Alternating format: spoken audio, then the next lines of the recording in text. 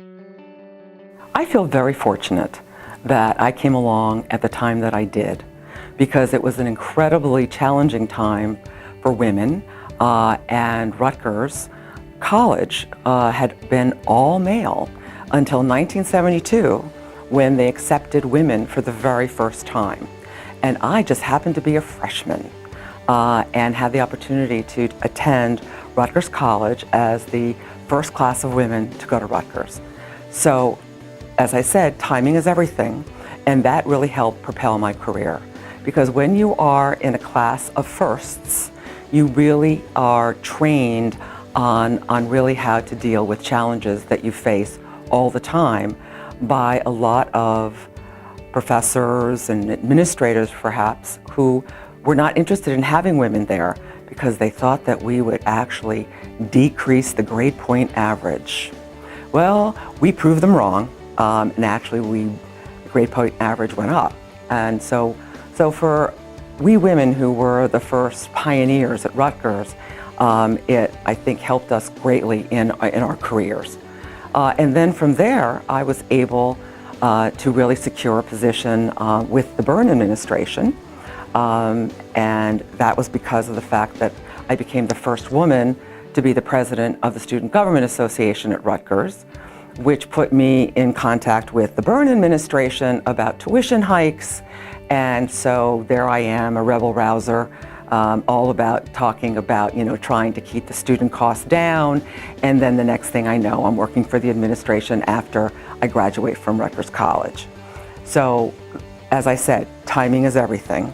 And I went on to be the first woman to be on the Rutgers Alumni Association board, then the first woman to be the president of the Alumni Association, and then the first woman to be the Rutgers College trustee on the Rutgers Board of Trustees. Mostly because there I was, coming out of high school, able to go to Rutgers College, which helped launch my career. But what I really think is important is that you take advantage of those opportunities that you get so that you make the most of them.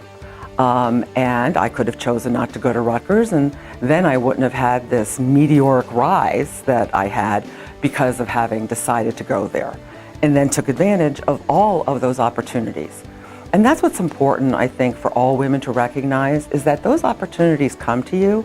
You just need to be able to recognize them and take full advantage of them, and not be afraid.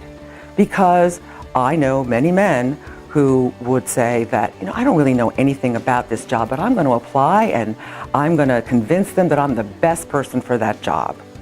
And when I applied for the position of legislative liaison for the Department of Community Affairs in the Byrne administration, I knew nothing about how to pass legislation.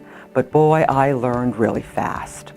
And so I've spent my career working in Trenton. Past 40 years have been tremendous, and I've always been given opportunities that I felt came about because of the people I knew and because I had proven myself, which is really important for a woman to do. And sometimes you may think you need to prove yourself just a little bit more than perhaps your male colleagues, and that's true. But I feel that it's certainly going to be recognized as long as you let people know just how great you are at what you do. Being humble, yes, there's a place for it, but at the same time, you need to toot your own horn. And a lot of women feel very uncomfortable doing that, but there's a way to do it that really comes across as really being someone who's capable and is the right person for the job.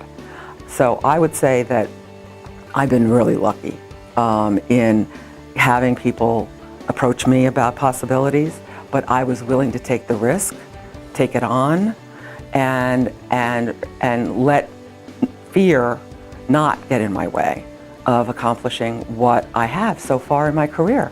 And I still probably have a lot of good years left, and we'll see what I do next.